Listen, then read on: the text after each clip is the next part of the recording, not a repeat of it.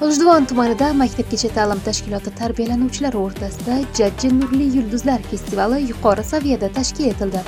Mazkur festivaldan maqsad maktabgacha yoshdagi iste'dodli bolalarni aniqlash, ularning ijodiy qobiliyatlarini rivojlantirish hamda qo'llab-quvvatlashdan iboratdir. Shuningdek, bolalarda san'at va madaniyatga bo'lgan qiziqishni oshirish, milliy qadriyatlarni targ'ib qilish va ijodiy hamkorlikni mustahkamlashga alohida e'tibor qaratildi.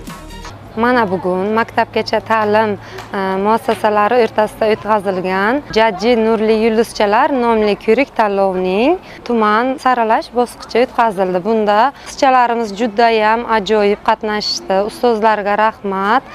Festivalda tumandagi 2, 3, 6, 7, 8, 9 va 10 sonli davlat maktabgacha ta'lim tashkilotlari tarbiyalanuvchilari faol ishtirok etdilar. Ishtirokchilar o'z iqtidorlarini turli yo'nalishlarda namoyon etib, tomoshabinlarga unutilmas taassurotlar ulashishdi.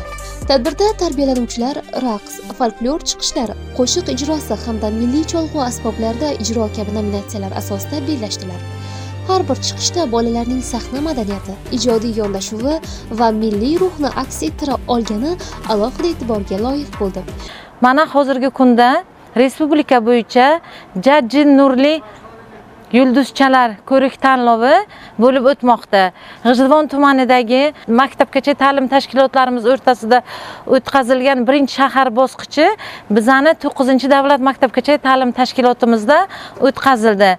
Tadbir davomida kichkintoylarning iste'dodi, sahnadagi erkinligi va ijodga bo'lgan qiziqishi yana bir bor namoyon bo'lib, bu kabi festivallar ularning kelajakdagi rivoji uchun muhim ahamiyat kasb etishi ta'kidlandi.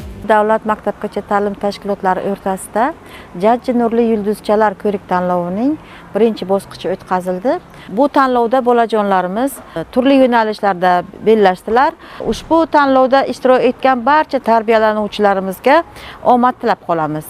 Jajji Nurli yulduzlar festivali nafaqat bolalar uchun ijodiy maydon, balki ularning iste'dodini kashf etish va qo'llab-quvvatlashga xizmat qiluvchi muhim madaniy tadbir sifatida e'tirof etildi.